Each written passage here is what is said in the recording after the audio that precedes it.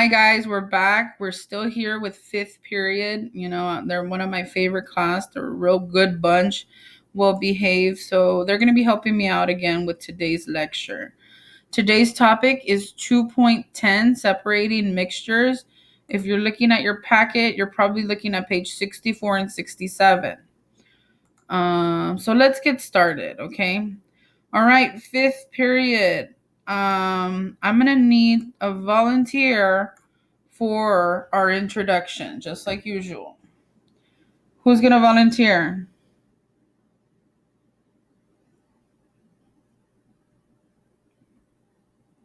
Do I have to volunteer somebody?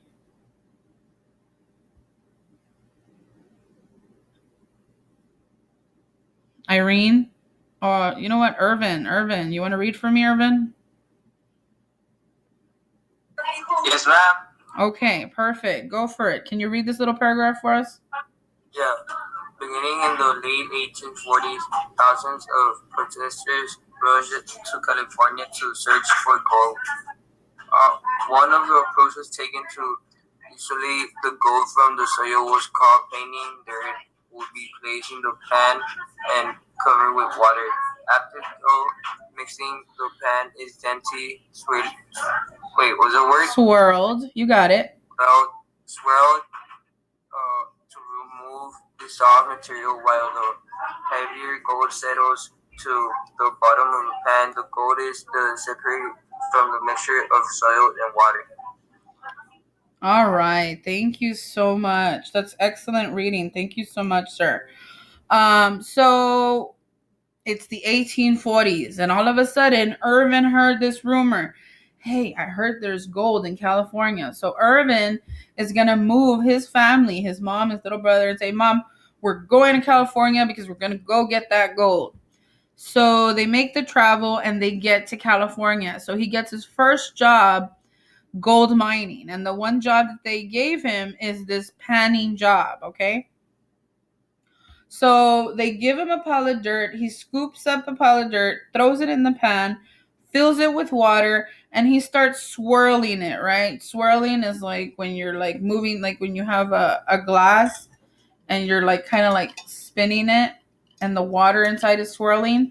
That's swirling. It's kind of just like spinning whatever container you have so that everything can separate, right? You want to swirl it enough so that you want to get rid of all that excess dirt that is not gold, right? Irvin is looking for that gold, for that payout. So he's swirling it, and all of a sudden he sees something shining. And he's like, "No, is it? Is it?"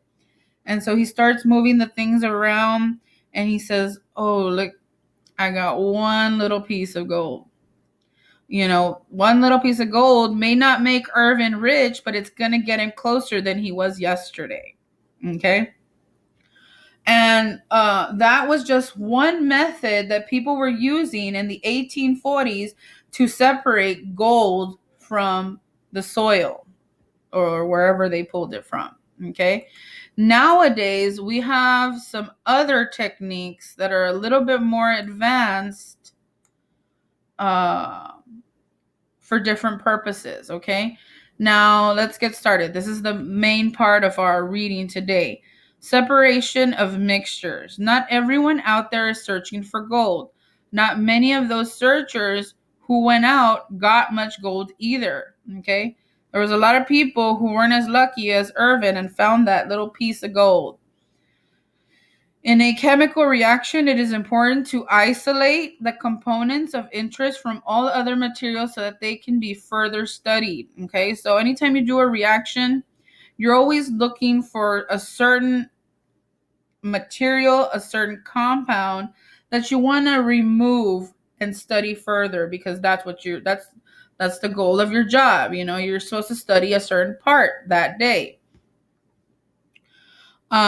Studies of biochemical systems, environmental analysis, pharmaceutical research, these and many other areas of research require reliable separation methods. Now, if you're talking about biochemical systems, you're probably talking and thinking of the oil industry, okay? If you're working at an oil refinery trying to get that octane component from oil, well, you might use a certain version of the distillation process where you boil that crude oil and you let that octane go up and then you pull it out, because that's what gas is made of, octane. That's where the oil companies make their big bucks from. Okay, because obviously they'll sell that gas, that octane, to a gas company, and then they will refine it, make it pure, and send it out for commercial purchase, meaning us, right? If you're in the environmental field, well, if you know that there's a chemical spill, you're going to take a sample and you want to separate all the environmental part of it and just leave that chemical that's in there so you can identify it and you can get rid of it so it doesn't harm, the rest of the environment, right? You only want it, you want to prevent as much damage as possible as quickly as possible. If you're in the pharmaceutical world, you're probably studying right now. It's a big rush to find the vaccine for COVID, right? If you find the vaccine for COVID, well, you're going to be in the big bucks because the whole world needs it right now, right? And if the whole world's looking, well, you have all these companies that are competing to see who's going to be the first one to create a good vaccine, okay? So you want to separate probably, I don't know if you guys have seen the commercials or heard the commercials where UTRGV or different companies are asking for people who've been infected with COVID and have, recovered to donate plasma because they're going to pull antibodies from that plasma. They're going to separate it. Okay. Um, and there's just a couple of examples of why we need separation methods in the different industries. Okay. So the first method that we're going to talk about is known as chromatography. You might have done this when you were in like middle school or elementary, where you basically get a strip of filter paper, like coffee filter paper. You mark it at the bottom and then you put it in a little bit of water and the water will go up and you'll see the colors start to spread of whatever marker you use. Okay. But the exact definition for chromatography is that it's a separation of a mixture by passing it through a solution. And that mixture is that pen that you wrote on, or that marker, or that dye. It just depends. In gas chromatography, you don't have a solution or suspension. You have a type of vapor, a type of gas that will separate the components of that mixture. Okay, and the components will move at different rates. Okay, and we're gonna see a video about an example of that. Thin layer chromatography is a special type of chromatography used for separating and identifying mixtures that are colored, especially with pigments. Okay.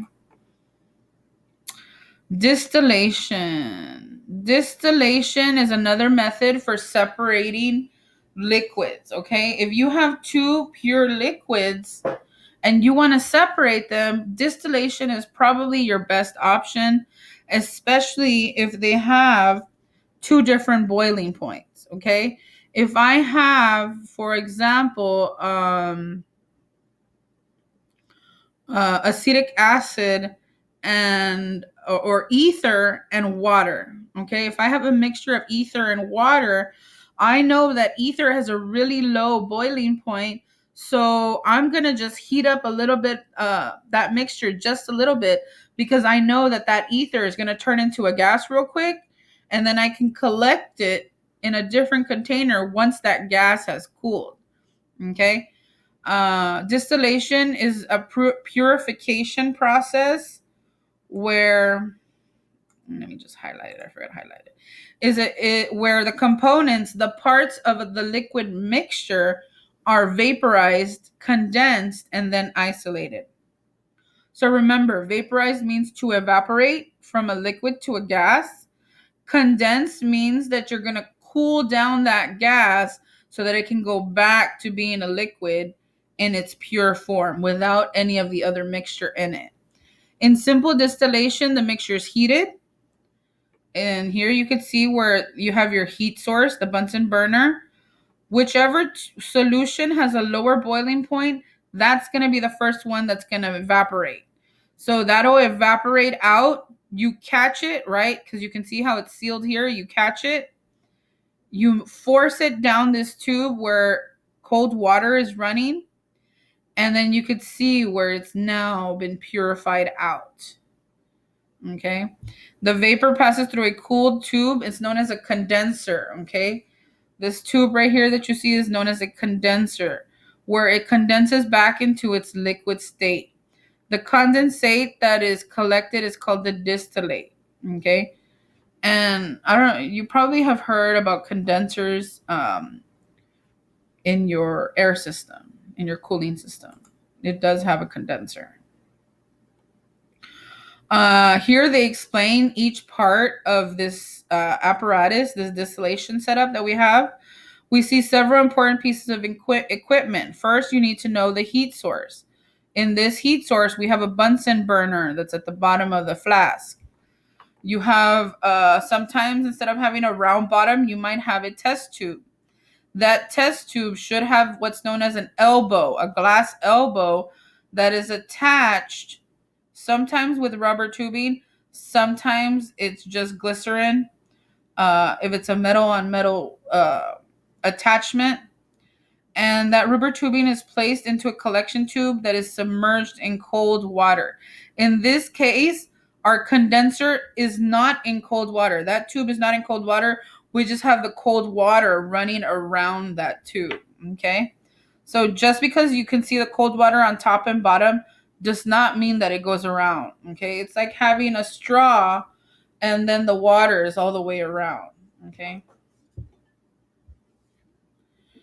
And then as the gas cools, you'll get it collected, and this is what we call the distillate. There are other more complicated assemblies for distillation, especially when you have a mixture that has really close boiling points. If you have two substances that one boils at 95 and the other one boils at like 98, you might have two condensers, one for the first gas and then one for the other gas. It just depends, okay? It gets a little bit more trickier the closer they are as far as boiling points, okay? Evaporation is the same thing as distillation, except in distillation, you catch the gas, right? In evaporation, we let the gas go into the environment, okay?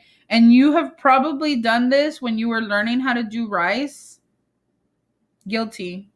One time when I was making rice, well, you know how you're supposed to keep putting water until it gets all soft? Well, Miss Hernandez walked away, forgot that I had the rice boiling, and all of a sudden I went back and all the water was gone and all my rice was ruined. Okay? That is an evaporation technique.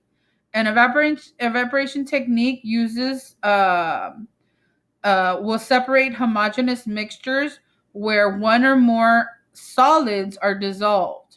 Okay, so this method will drive off or evaporate the liquid and leave the solid component. Okay, and what I mean by that is like if you have salt and water or sugar and water, the sugar is a solid before you dissolved it, right?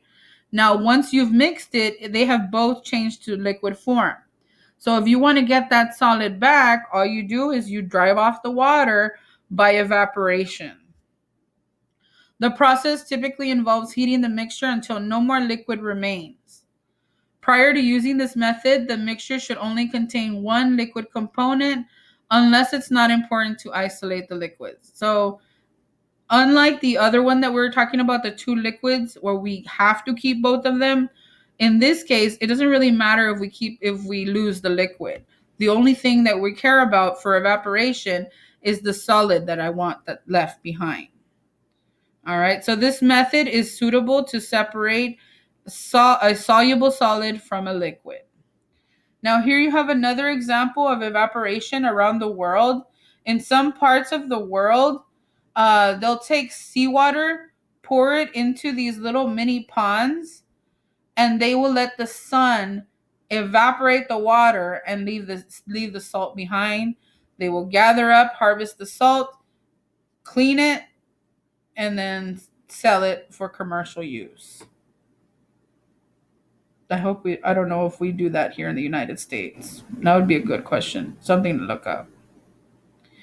Now, filtration is another one that you have probably done. If you have ever made coffee, you've done filtration. If you've ever made macaroni for you and your brothers, you have done filtration, except in a larger scale. Okay. So what filtration is, it's a separation method to separate pure substances in mixtures comprised of particles, some of which are large enough to be captured in a porous material. And that porous material is usually some type of filter paper. Okay. The one that everybody knows is coffee filter paper. Okay. Particle size can vary considerably given the type of mixture. For instance, if you go to the Rio Grande River, the stream water, you go to the river, you get a cup, and you bring it back to class, and we filter it. Well, when we filter that water, we might be able to separate the dirt that's in the water, but I might not be able to separate biological organisms like bacteria, viruses, and protozoans. Okay. I don't know if you guys have heard, but in upstate Texas, I forgot where it is, but the water system right now, they're under a disaster declaration because in the water there is a brain-eating amoeba. So it's kind of like a little protozoan that you drink, and it'll travel to your brain and it'll start to eat it, and you die. And there's no cure for it. And they already lost, I think, a little 6-year old or something. I was reading about that earlier last week, and then this week the city found that it's because it was in the water system. They thought it was because he was swimming in a lake. Usually, these brain-eating amoebas will float around in lakes and streams and stuff like that. But they figured that now it's in the water system, so the whole city is shut down. You cannot drink any water in that city because it could be contaminated with this amoeba. So right now, that city is living off of bottled water until that water system, the water plant, can find a way to get rid of that amoeba. Okay, and why is it so hard to get rid of items, biological organisms that small? Because check out the length, guys. The length of bacteria is 1 micron. 1 micron. That is a very small number. Okay, it's so small that it's really hard to imagine. Other mixtures like other mixtures like soil have relatively large particle sizes, which can be filtered through something like a coffee filter. Okay, so let's say you go and get some muddy water. You go and get some muddy water, you put some filter paper in a funnel, and you pour that muddy water, you're going to be able to separate the dirt from the water. Okay, is it clean enough to drink? Probably not. Okay, you probably have to filter it a couple of times and then boil it to make sure it doesn't have anything dangerous like that amoeba we were talking about. So in the example of the muddy water, the mud, the dirt is going to be the red dots that you see here, which are too big to pass through this or permeate through this filter that we have. And the yellow would be considered the water, which can easily pass. Any questions on filtration, guys? Any questions on filtration?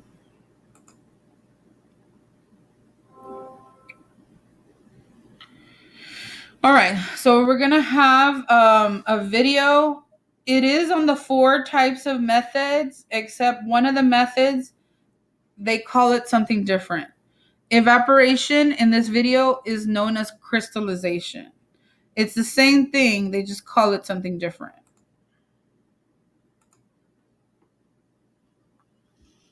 Hello and welcome again to another Science Vision video.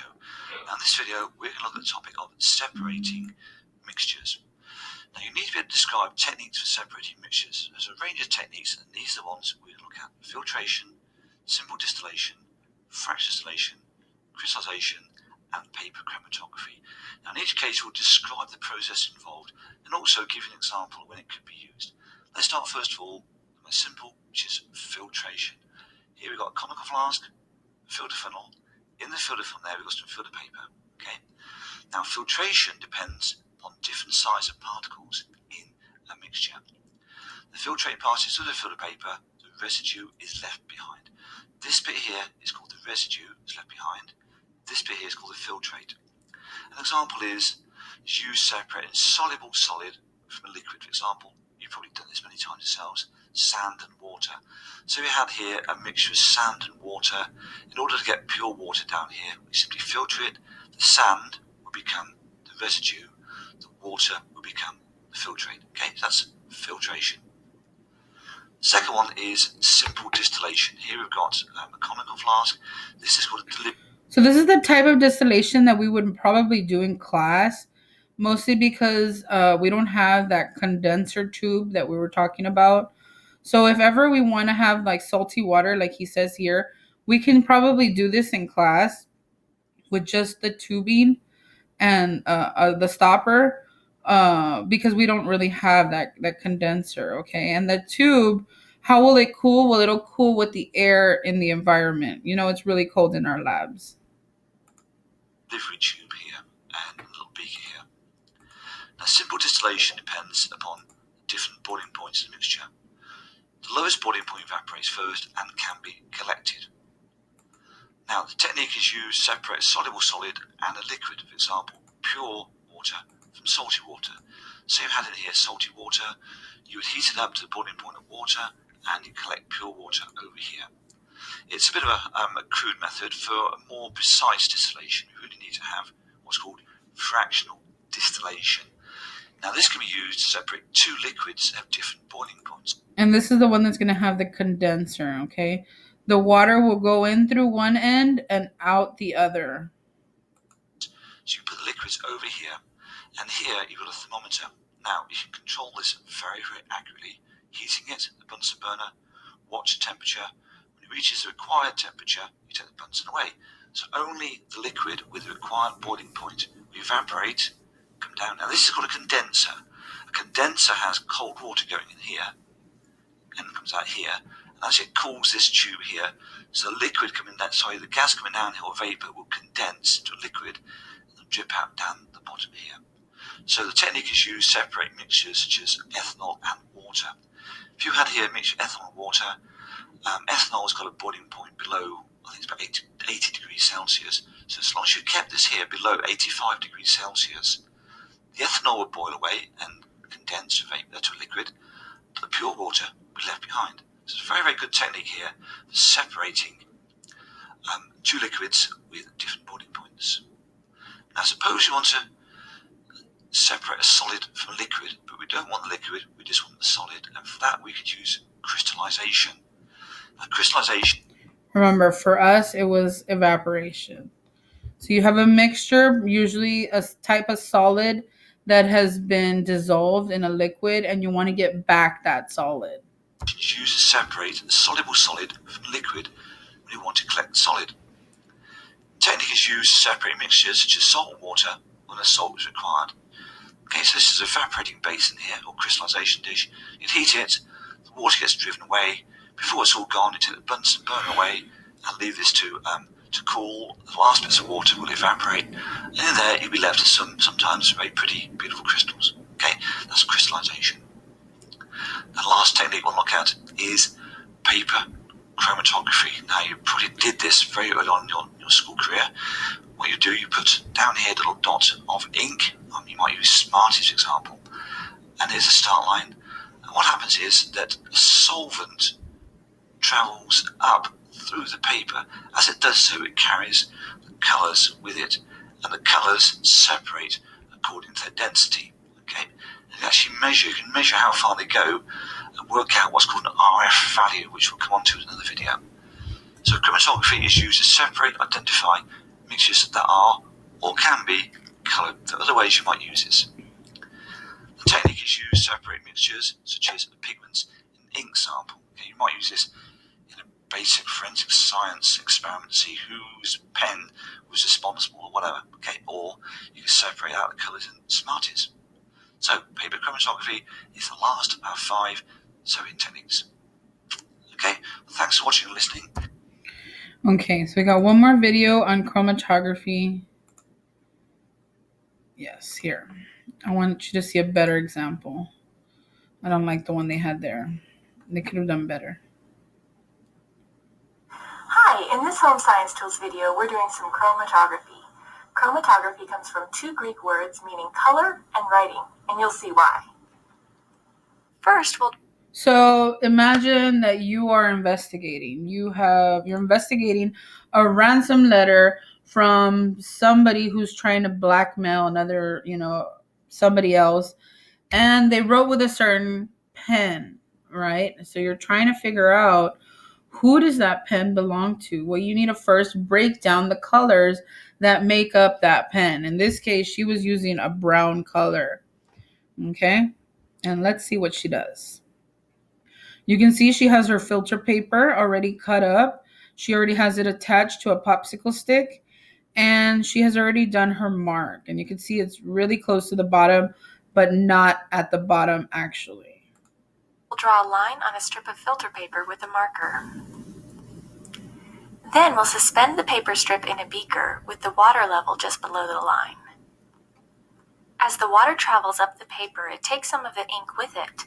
The ink is actually a mixture of several different colors. The colors travel up the paper at different rates, so they spread apart so you can see them all.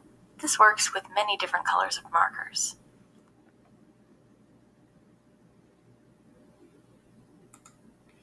So I'm going to pause it here. So let's say you have 4 samples, right?